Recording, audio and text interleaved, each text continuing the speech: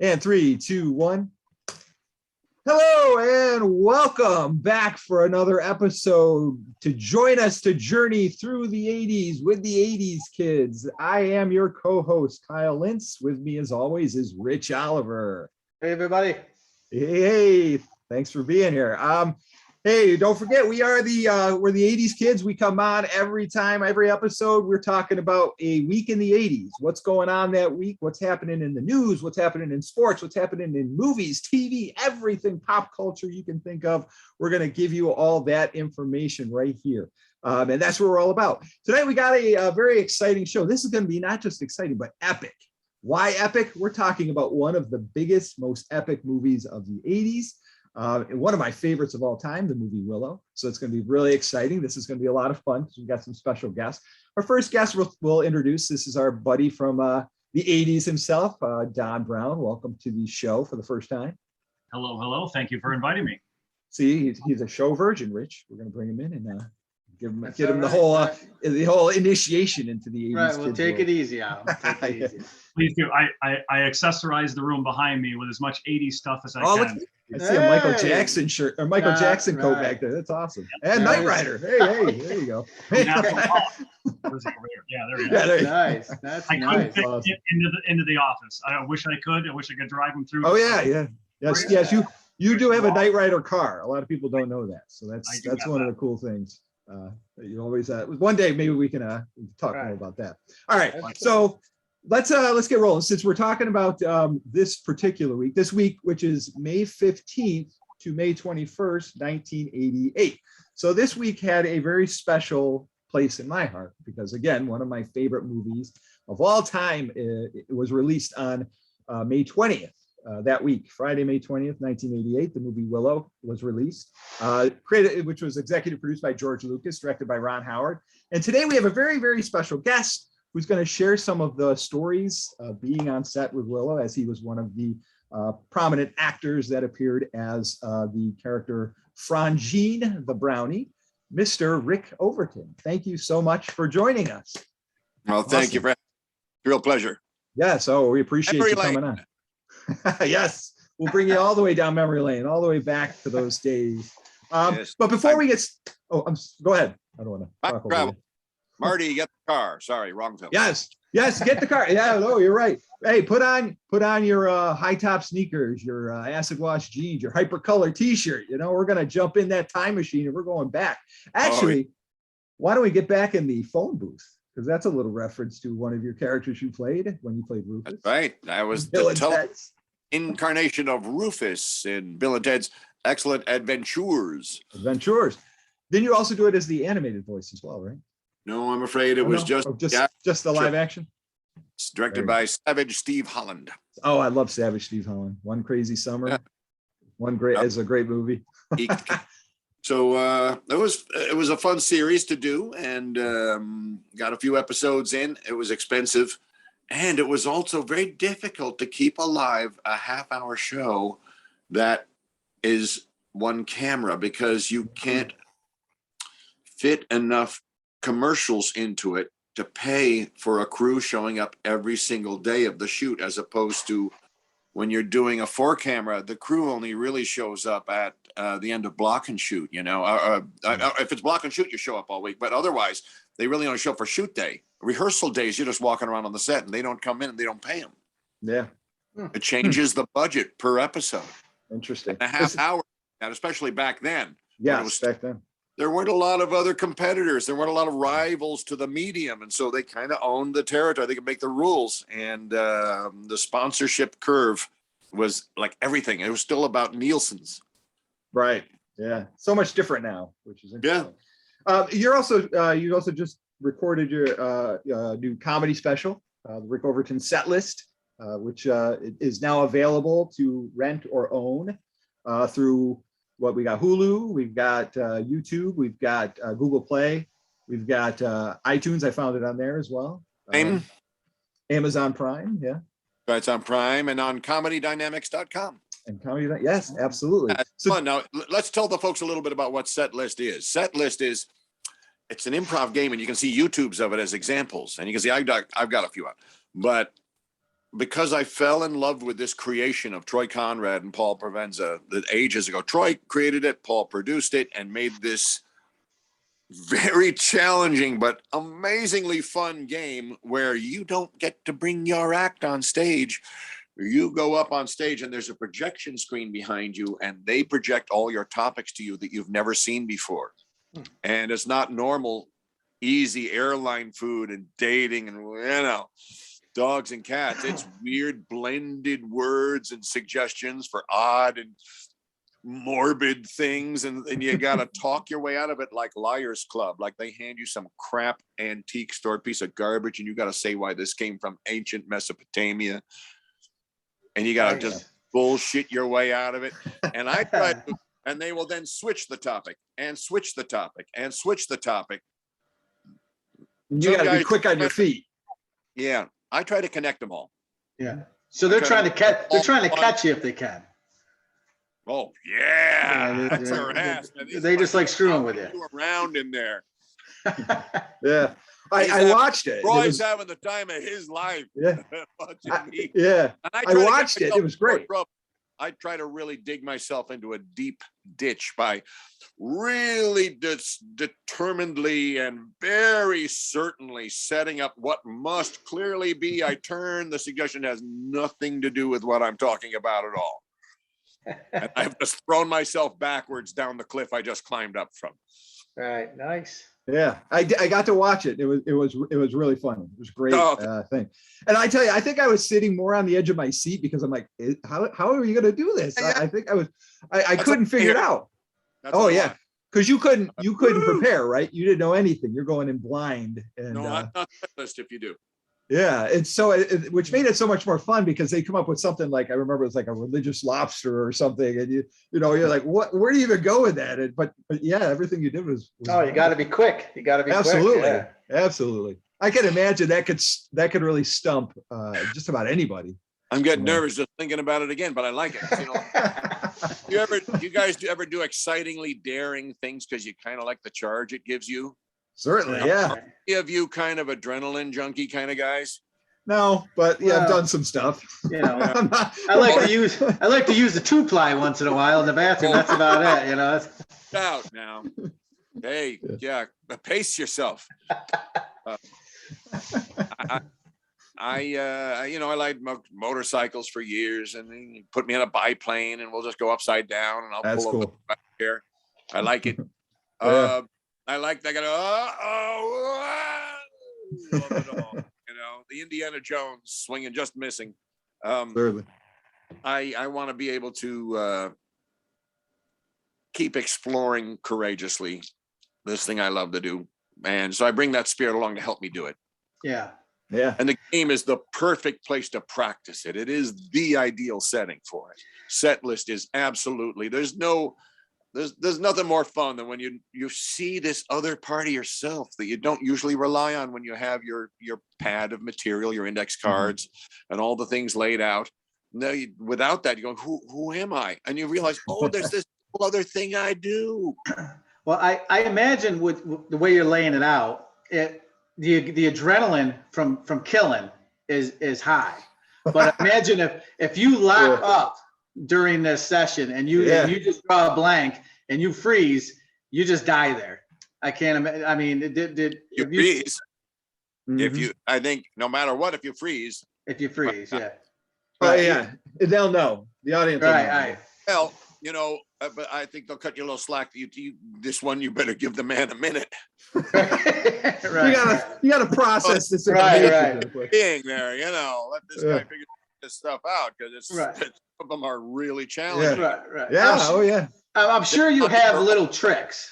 They are simultaneously, their brains are screaming for their version of all these answers. Right. And they're all wrong except for you. Right.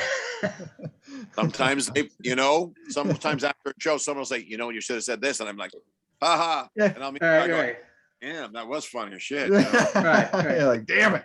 Where were you? But the point is to trust yourself, to trust that part of you that can get you through these things that you don't usually. People who don't swim don't usually just fall backwards into the pool. Right. Yeah. And you started your career in improv, correct? Is that?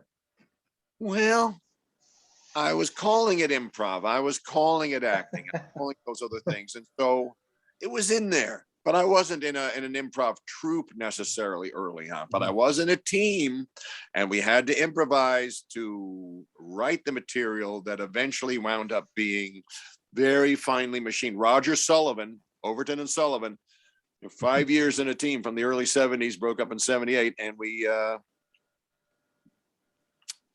broke up over actually him wanting to just be. Overton Sullivan is known for just these finely honed, perfected things.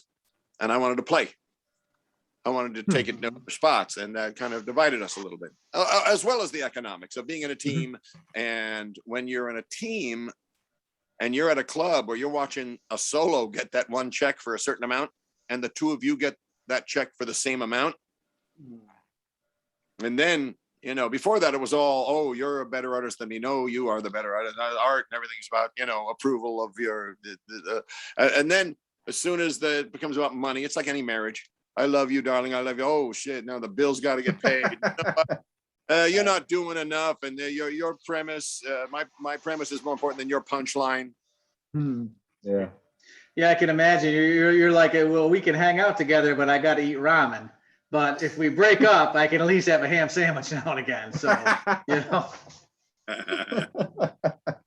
Yeah. So ramen holiday.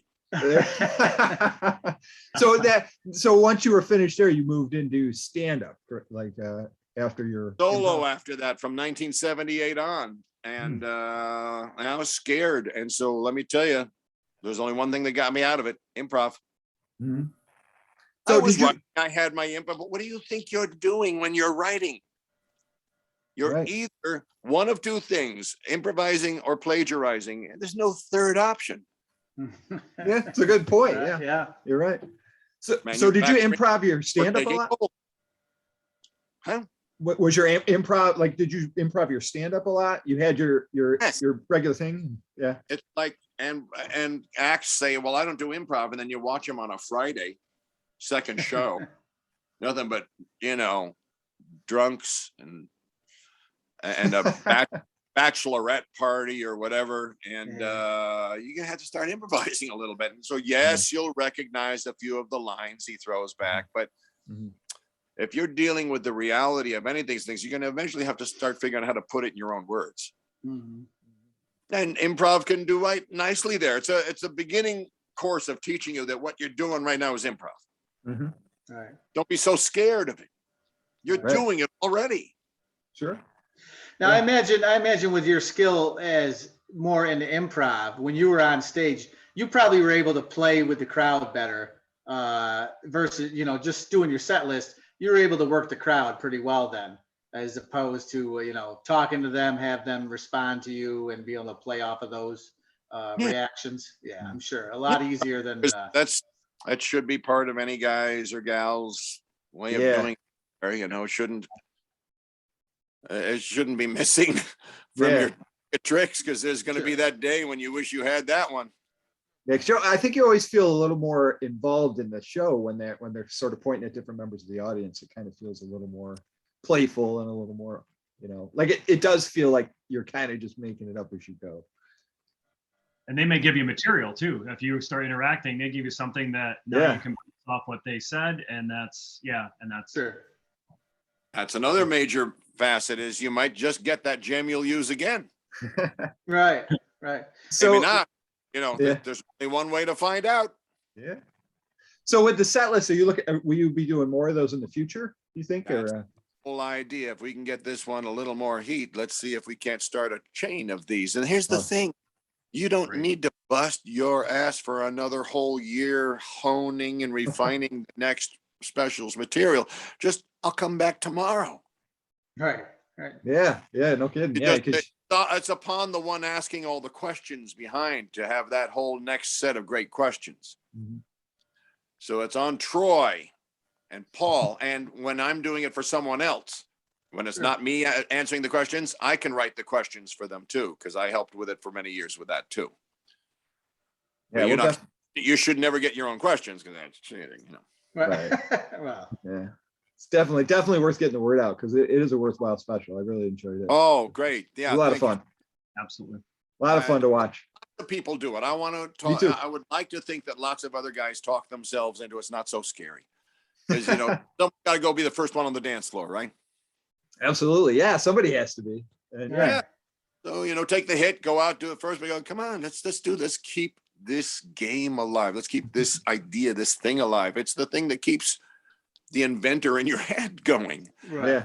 Keeps that muscle strong, and almost nothing else is pushing it like that. Sure.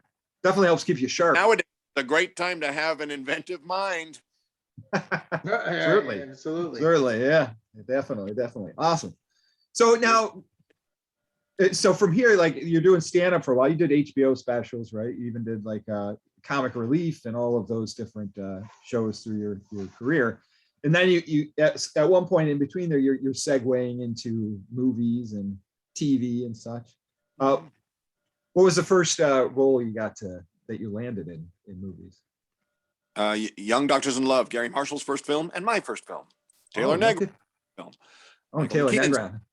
And Sean Young's second film, and not Harry Dean Stanton's first film, but lots of great people, and it was a great treat. And thank you, Gary, forever for getting me in there. Absolutely. And I was also doing evening at the Improv at the time, and so things were starting to heat up in the very beginning of the comedy boom. Mm-hmm. And that comedy boom was huge by that time, by the mid 80s. It was really something to go to, you know. You step outside a place that's a pizza place, and it's comedy night at the pizza place, and you walk across the street to the yogurt, and it's comedy yogurt and comedy nail and hair and comedy lobster house, and they were overflowing with people with big lines going around the street to get in. Because TV had not yet gotten to this stadium at home thing where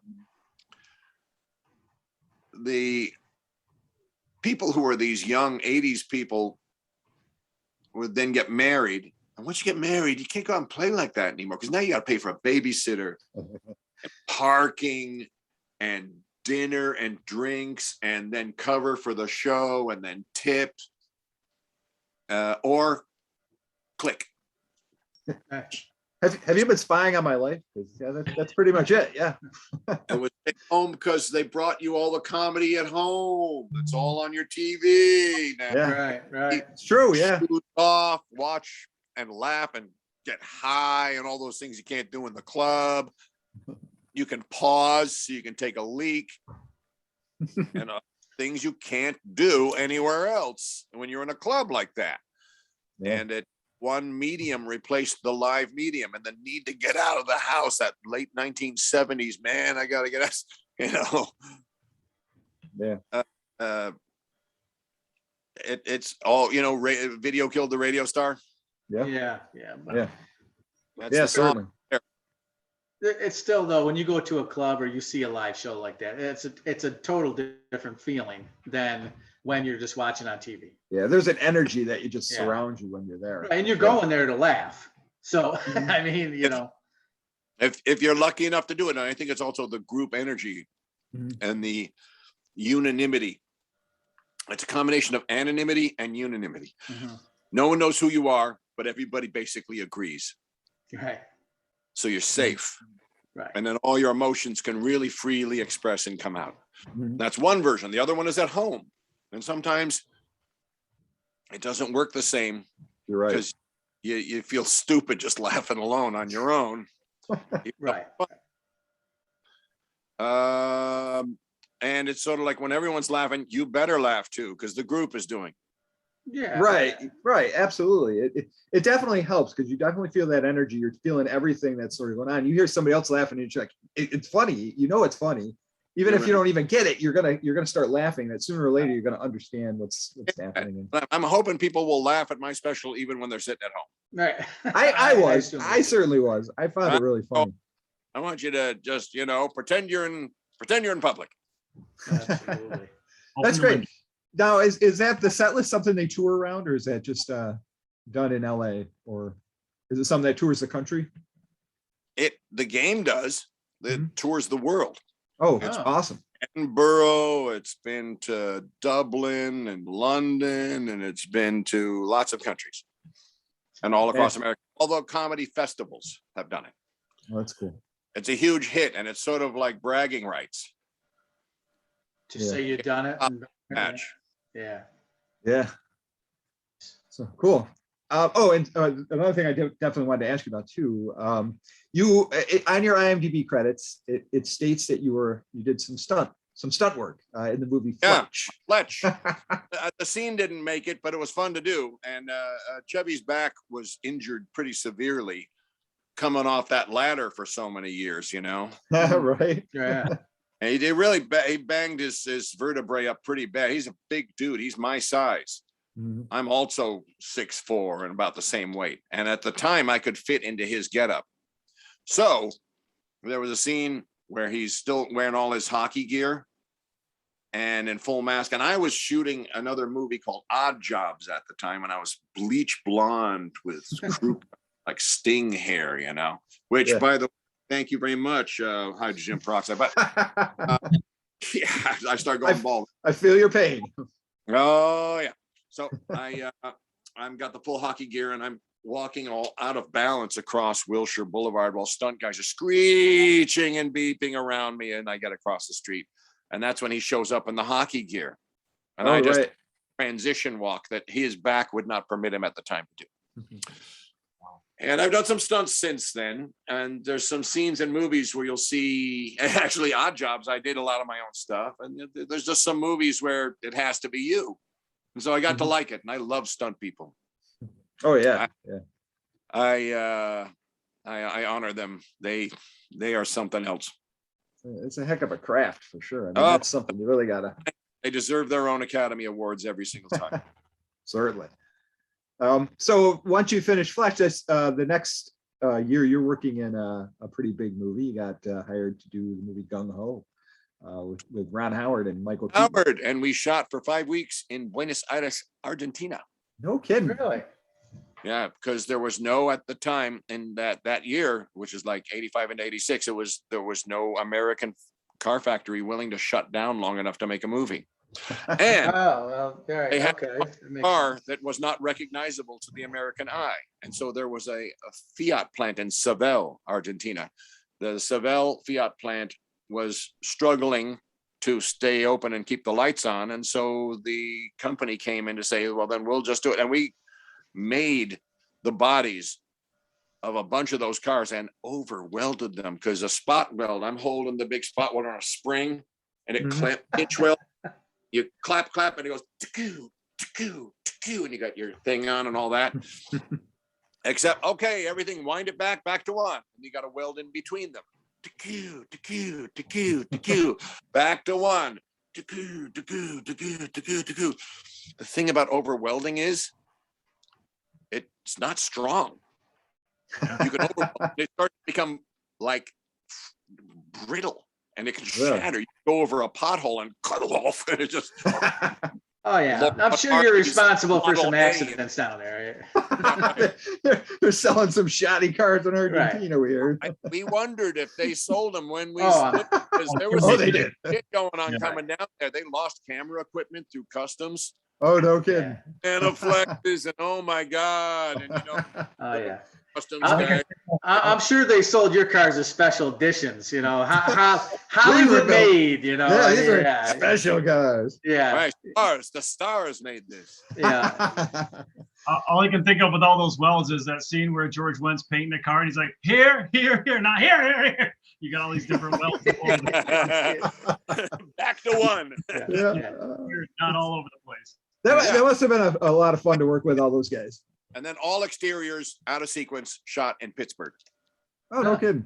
So the inside and the outside was all set up in different settings, So we were quite a gap between locations there. Yeah. Had to be from several weeks ago. Now we're all sweaty and walking to the outside to our cars back in Pittsburgh again from the day we had several weeks ago. And a lot of times when you're working a movie, it's going to have to be there. Remember, look at this good. Remember what you're saying. Mm-hmm. How'd you feel? How do you feel walking out? Yeah. That's fun. So Michael Keaton was a really early, very influential example to me of a comedian who transitions very nicely into acting. Yeah. Absolutely. Comedy, character acting. I mean, he's had quite a Night Shift, career. masterpiece. Yeah. Oh, another wonderful Ron Howard film too. For him. Yeah. Honestly, my favorite Michael Keaton movie that I love is The Paper, which Ron Howard also directed. He is absolutely wonderful in that movie. The whole cast is just wonderful. The whole cast is. Yeah. And he's got the chops, and he certainly does. A great stand-up. You remember his stand-up? Yeah, I vaguely, because he didn't do it as long as a lot of people did, because it was really early on, so he had to catch some of those. He got easy, and then off he goes. Yeah. And I mean, how many comedians can say I'm still their favorite superhero? He's the one, that Batman that everybody says, that's my Batman right there. Right. Good for him, all around. So absolutely. You worked with in these movies, that like in Gung Ho and in Young Doctors in Love, any of these movies, did you do a lot of your own improv in that? Did you improv a little bit? Cheat and do a little bit of improv in each one of them, and so in Beverly Hills Cop, there's some improv we do, very subtle, just give him a match. I gave Eddie a line that he uses where he says, you're going to get these files out, or the IRS is going to be looking so far up your ass with a microscope, and it's going to be one of those iron ones from science class. And I gave him that. Awesome. Oh, that's a great line too. Nice. Yeah. We'll get the files up for you, just whatever you want, So that wasn't a ton of improv, but there's little hints of stuff in there. And then there were improv in in Young Doctors Alive. I want to grease my body up like a steak and all over you. That thing I did was the helium, the but some physical shtick like in Groundhog Day. Mm-hmm. Harold Ramis would let us do improv. No. Because he was a Second City man, and so right. But it had don't just go crazy here. It's got to be improv that still does this story, this scene. How do you plate this in gold now? But don't change it. Just make this gold. And so that's where the improv goes. Sometimes your improv is just in the little nuanced things you do to help sell the entire idea. Mm-hmm. That's awesome. Flapjacks was an improv, Oh yeah. Let's get us some flapjacks with Bill Murray and everybody. That was a great scene. Right. Yeah. A wonderful movie too. And Harold Ramis, another. It gets rewritten back in by the script supervisor back in the script, so it lines up. Yeah. Being in script will read. A lot of stuff. They're coming up, and she's click, and God bless her. She's right on top of it. She's in Video Village listening to the sound. They're always sitting watching the monitor and watching everybody's faces, and that's different. Okay. Okay, we don't have that in here. So let's bring that conversation to Willow, since that was our main focus this week. Let's talk a little about that. Batman. Yeah, there you go.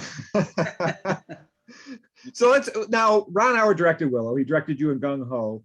Did that help get you that part in Willow? Absolutely. Working with him? Absolutely. I had such a good time with him, and I came back to have another great time working. We really, Kevin Pollak and I had a raucous time. He would mess with me during takes. Where how so? The brownies have to be so precise, because there's nothing real around us. We don't have trees and rocks and anything real. It's all blue. They didn't even have the green set up yet. And we're barefoot. And so we got to feel for an X of tape on the ground where we stand, because you can't look down. You can't do that Spencer Tracy shit there, man. It looks like you're looking for your mark. And you're in Video Village the moment before, and on the screen they have a winky-dink plastic thing laid over it and a grease pencil, and he's going, here's where the tree will be. You can't walk through that. See that? That's over there. And you see this big rock here, and they'll put a foam block. That's roughly the same, but don't get near it so you don't sort of walk through the edge of it.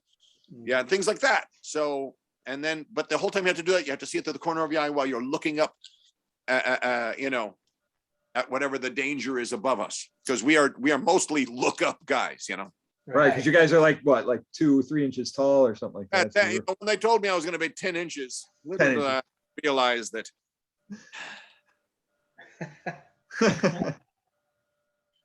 Well, no small parts, only small actors. Exactly. Right. Well, they were important characters to the film. I mean, really, they shared quite a bit of screen time. We held the record, the most amount of shrunken, spliced in people since Darby O'Gill and the Little People. So we gave Darby a run for their money. Yeah. And it was, and all the scenes are great. I mean, the definitely the brownies were the scene stealers. We certainly in Frick and Frack for that, you know. Yeah. The Kurosawa archetype dudes there. Yep, from the Fortress. The Fortress.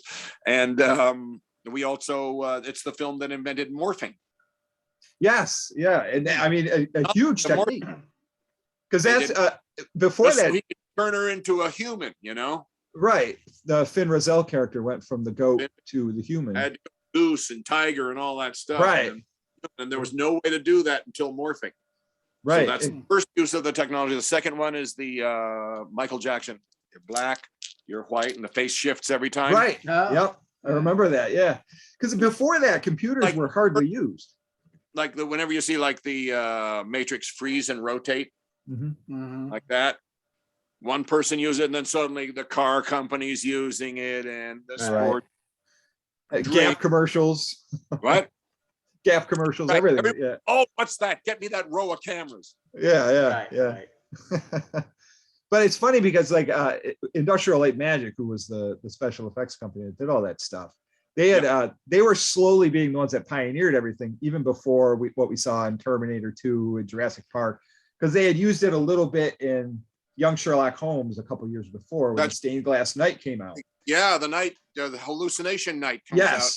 And that was the real first use of painting it in and filling it so it's not just the wire of the Death Star. Right, exactly. And then they got Tron, and Tron had that that early rustic thing. Last Starfighter. Starfighter, right. That was another use of early, pretty good use. Absolutely. And then when Willow came along, here they are with the the morphing and that. What do they call that when they blur every other frame in the stop action to sort of, they did it at first with Dragon Slayer and Go motion, thank you. Yep. And go motion for the Ebersisk. Yep. That, again, another fantastic creature they put in that. I love that dragon. It was such a great moment in that film too. Yeah. And I thought that the splice work with the little people was really good. Oh, fantastic. I mean, any of that matty fuzz around them, that that. And what I loved about it too is this was before being a young kid, I didn't really experience a lot of like prejudice and stuff. I didn't see a lot of it in person. That movie really kind of introduced it to you to a degree, because you had the characters, the Nelwins that were called the Pecks, and then you even by the brownies, we're calling them that, and even the Daikinis. And well, it's the only accurate use of the word racism. Yeah. Humans are they call them, they say they're racist, but you're part of the human race. You hate yourself, then, huh? That's true. Melanin count doesn't change your race. Yeah. If you can take your liver, you're the same race. It's true.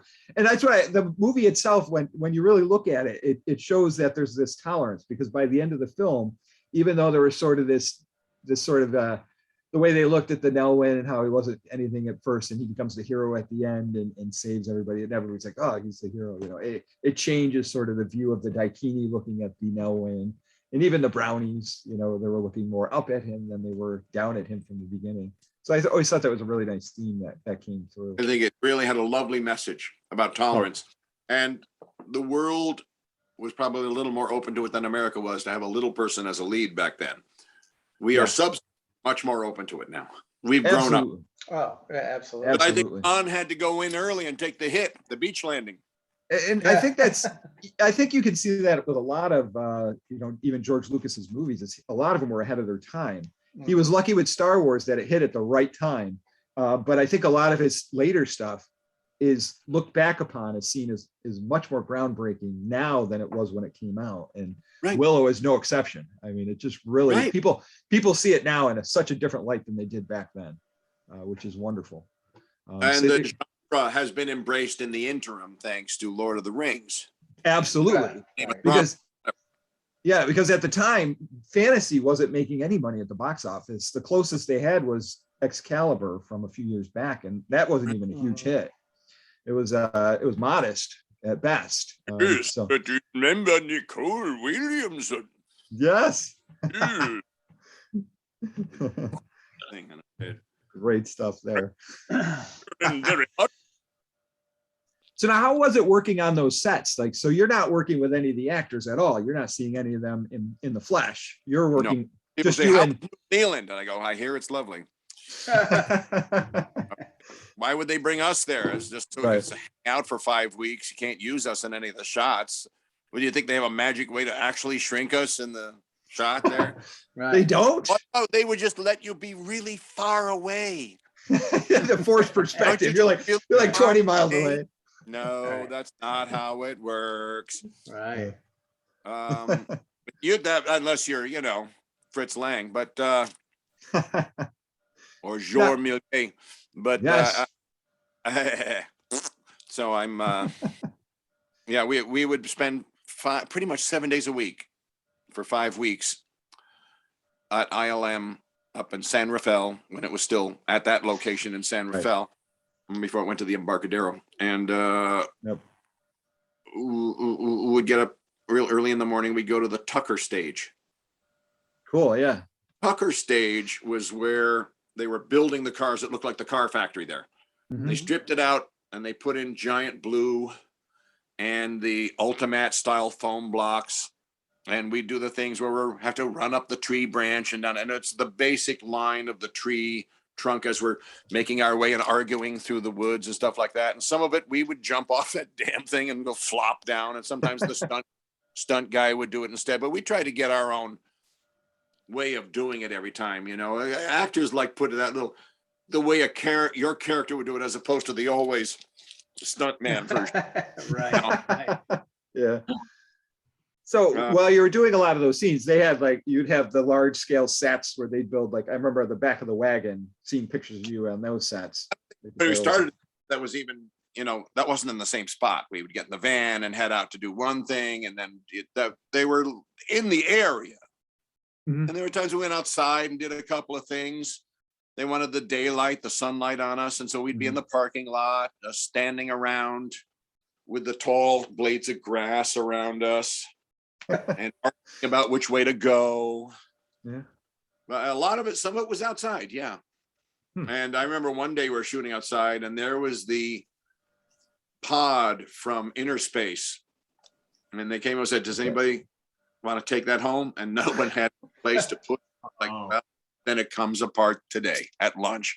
So we're eating lunch and it's there. Clunk, clunk. So sad. So sad. And that's such a great movie. Sad that it's go crazy for that one now. I know, absolutely. It's so sad. But back, for a movie, it's you use it, you're done. What are you gonna do with it? You gotta. Sometimes they don't last that long. It's the plywood and the sticky plastic comes up off the side. Sometimes you'll see the Nostromo got restored because it's the Nostromo, but not everything gets that treatment. Right. Yeah, I know, the Ectomobile from Ghostbusters. There was a big thing on that. The DeLorean from Back to the Future. They've restored those. Yeah, right. I've seen the Ecto a bunch. Yeah. So I mean, there's certain things that have gotten that treatment, but yeah, there's a lot of things that haven't, and they sort of get lost. Was there anything from Willow that's left over? I got a padlock. I take my spear and we release Matt Mardigan. You are seven. Yeah. They gave me the padlock and I gave that to Mike Lacey at Comedy Magic down in Hermosa Beach. And so there was a whole museum of fun things. He had that up there. That's cool. Oh, nice. What was that made of? Because that's a huge piece, right? Plywood.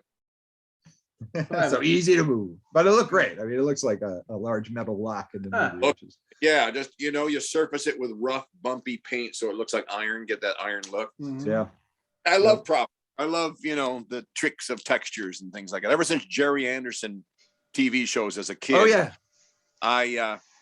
I've been a fan of Martin Bauer's paint work of the panel lines and the shading and things like that. That he completely changed how everything else was painted afterwards. He's one of the most influential special effects people. No one gives him the credit for it. Everyone changed their style because of Martin Bauer. Yeah.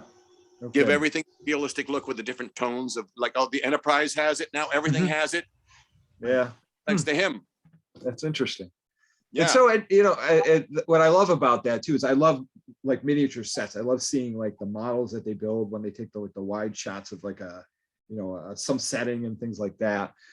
Even in movies like, I don't know if Willow had as many of those. I know they had this, the miniatures of the castles, and things like that they would use. But oh, sure. And I've become really good friends with Joe Johnston because we met there and got to be friends who love effects and stuff like that. Yeah, he was an associate producer on that film too. He was, and he was also working on the effects and the designs and everything. And so, and he is, I think, one of the best directors around, but also absolutely by far one of the best superhero directors by light. Without a doubt. I will agree with you 100% on that, because my favorite Marvel film is Captain America, because that one is exactly the story that should have been told. That's how Captain America came. And he's an ethical guy, not a sociopath. Yeah. Who, when he's angry because you threw my mom on the ground, now I'm going to grab you by the collar and run you through people's apartments to the city. Right. Because I'm mad at you, so I'm going to kill families now because I see red and I don't care about human life. That's true. Yeah. He certainly was. But even more so, my favorite comic book adaptation of all time was directed by Joe Johnston, which was The Rocketeer. Wonderful film, which you also appeared in. He called me and says, "You want to see the band shell scene?" I said, "Oh my God, yes I do." And he goes, "What are your sizes?" I went, "Oh," I gave him my sizes. We get down there. He goes, "How you want to be in the film?" "Yeah, I want to be in the film." "You want to be in the trailer?" I said, "How are you going to guarantee I'm in the trailer?" "You're saying the name of the film." Yep, that is true. Oh, yeah, it's just one line, but it is the name of the film. Yeah, you look up and you're like, it's the Rocketeer. As he's flying over the trailer. It's a great moment. Yeah, it's a great moment. I think I watched it a couple times and I didn't recognize you the first few times, and I finally was like, that guy looks familiar. And I looked it up and I'm like, oh yeah, that's there he is, Rick Overton right there. So it's awesome that you even got to be involved with that. But Joe, watching this propane thing, it looks like it should burn his ass. It's real lit. It's really shooting fire. Yeah, that's awesome. Huh? On this dolly rig above, and you got to be so careful you don't start going, oh shit, back and forth. He's all tangled up now, That's You didn't sign up for the stunts for that one? You don't want to do that. I would have, but that's his job. He spent the years working on that. That's his gig. Don't take a stuntman's job if it's their job. Certainly. And if you can do it and it's no big problem, then you do it. But if it's someone's job, no, you leave them that job. Don't let your ego take their work from them. Right. So you got to meet Joe Johnston on the set of Willow, and you guys got to just started talking. We're buddies to this day. That's fantastic. Nice. What a wonderful talent. I mean, he's a great filmmaker. Made some really wonderful films. Idea, and he used it in Captain America, where they're driving the 6-wheel Mercedes, and he's trying to get to the landing gear of the bomber, but they're going to go off the edge of the cliff, and so put it into all-wheel reverse and spin it around, reach it, so it just goes off the edge and does it, because all the wheels are burning in reverse. Right. It's awesome. It's a great moment too. Like that, Yeah. The geek in me does hee. That's all. But that's the fun part, because then you're like, when you're watching, you're like, yeah, I remember that. I came up with that idea. Yeah, that's right. That's awesome. So on Willow, so just to kind of wind up what we were talking about. Okay. You were working with Kevin Pollak. He played Rule, your counterpart. You're basically your R2D2 to your C3PO, if you will. Right. In arguing, bickering, petty. Yep. Always, always bringing in the comic relief, but when needed, they're there to help, and they get the job done always. So how is working? You guys worked? You said you worked together before, right? You said previously in comedy. Yeah. Yes, we had also done $1 Million Mystery, the film that closed De Laurentiis's doors forever. Oh, oh no.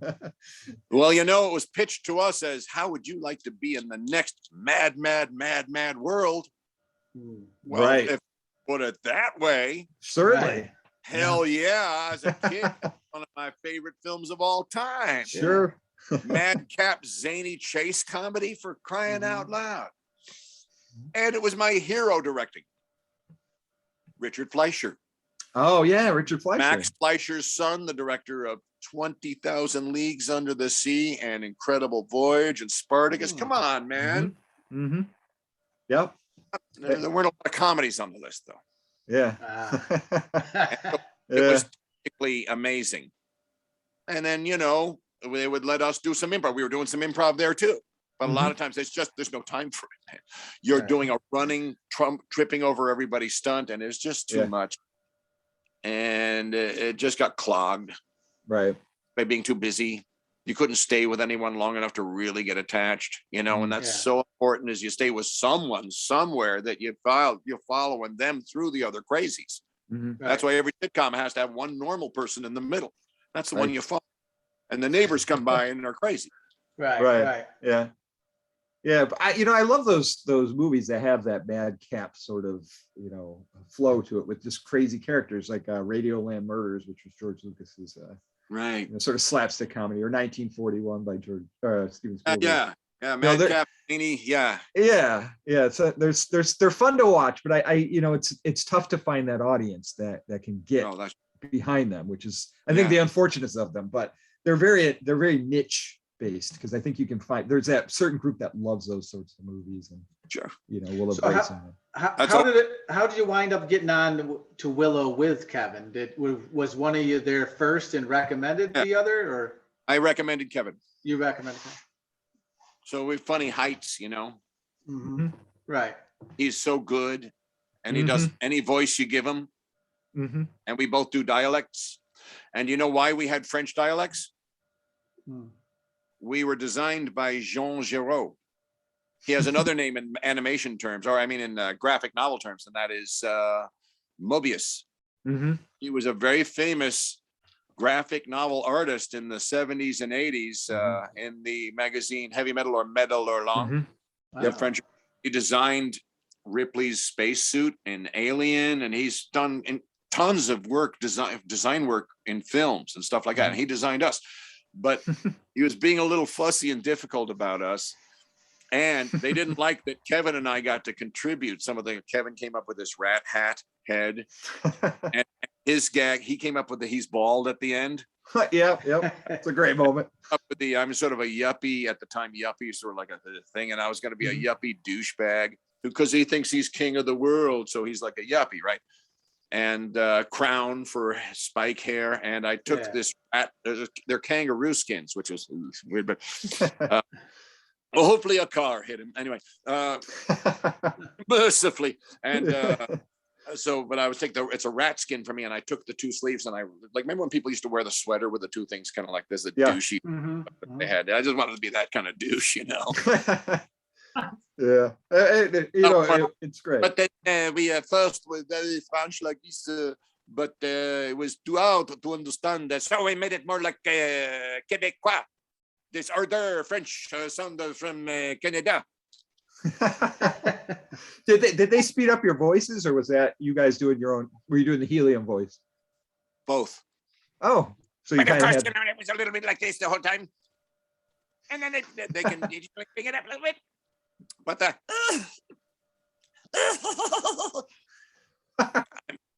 I'm 67 now. It doesn't go. Right. That's okay. So director wise, they just let you roll with it, how you were doing it with the French accent? No point. You got to get certain things done. You got to hit beat A, B, C. The shot is because you're working in something that's already pre-shot that goes that speed. By the time we're doing everything, we're added into something that has its own pace and speed established. Right. Right. There's moments that just cut away to us that are ISOs, and we can play in that a little more. But once it's in a blended scene, you got to run with that scene and time it right. Does that make it more? Is that more difficult? You're out of register with a shot. Does that make it more difficult with that sort of setup where you're trying to match the pace? Sometimes. Yeah. Right. It was something you got to learn. Then, you know, you get credit and it's not so difficult. You get good at it. But it was our first time doing a lot of that. So, you know, we have to kind of, you know, learn as we go. Right. With that French accent, it sounds you could get the words out quicker for some reason. It just seems like it, you know, having that little French accent just that was it. More playful. You know, it just goes. It's more playful and that's the excuse I'm using from here on in. There you go. Well, now when you finished up production on Willow and the movie's finished, it's ready to open. You guys are at the premiere. You get to see. You find, is this where you finally really get to hang out with the rest of the people that were in the movie, and you're able to? And in post and in loop days. Right. Yeah. They Yeah. don't going up and waiting out there for their turn, and you know, some of them came in from England, and so they're all sitting out there and having donuts and whatever, coffee, and hanging out in the area. We're looking through the glass at whoever's in there doing the recording, and you can sort of see some of the scenes of the beep, beep, beep, and you do your line again and you loop over it. Yeah. Yeah. Huh. ADR, they call that. Right. That's fantastic. So at least when you got to meet him, that must have been kind of neat, because you were probably like, hey, I feel like I know you, even though we didn't work together. we were together. Yeah, well, not everybody was there on the same day. And then later Yeah. they were there for certain publicity events and things like that. That's when we got to really sit and chat for a moment. And Val was busy doing the next thing, you know, so. Right. Oh, Yeah. right. Yeah. Yeah. Yeah. Well, then there was a big toy line that came off of the movie too. Yeah, not us though, not the brownies. Because if it was this big, we're this Right. big. They're not making this into a toy. Right. That's a huge lawsuit. Make a toy this big. Right. Right. Yeah. Yeah. It's too bad you couldn't got like a big plush toy or something. You know what I mean, for the kids out of it. Or even like a life-sized figure for kids to play with and say, hey, I have my own brownie to carry around in a satchel pouch. Well, wouldn't that have been super duper? Right. Yeah. Didn't That would have happen. been fun. Oh, Yeah. well, shoot. It would now, because it's not about that. Yeah. Selling Yeah. Yeah, I think give it some time. You might see it now with the new series coming to Disney Plus. It's the reinvigorated appreciation for the movie. I think maybe you'll see a revitalization of figures and stuff. Never know. Yeah. Of course, the Mandalorian isn't using lots of the old gang, but I guess we'll see what happens. Yeah. Well, Well, nowadays people just print you on a 3D printer anyways. If they can't get your character, they'll make one. You know. That's true.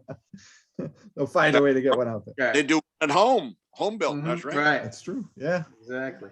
Fantastic. So, all right. So what, does anybody got any other questions? We'll probably start wrapping up our interview, let you go for the evening, but.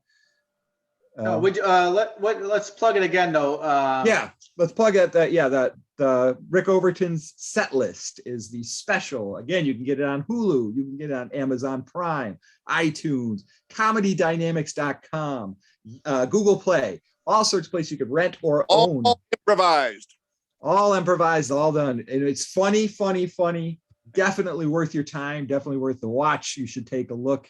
Check out any of these specials. Anything else you're doing that you want to promote or Well, I'm on, at Rick Overton on Twitter.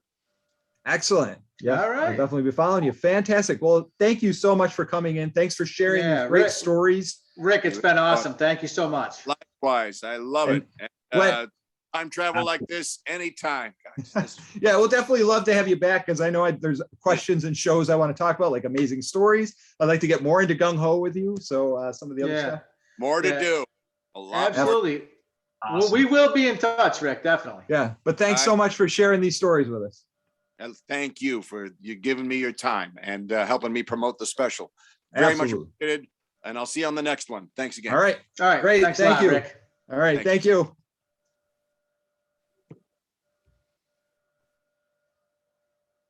Guys, very good. Awesome. Wow, what a lot of fun that was, huh? Yeah. All right. Did you talk to him about this like beforehand? I did. I just mentioned, All right. what happened. Well, I when came went in into late it. there. I just came Yeah. late. I didn't know if you mentioned it. I did.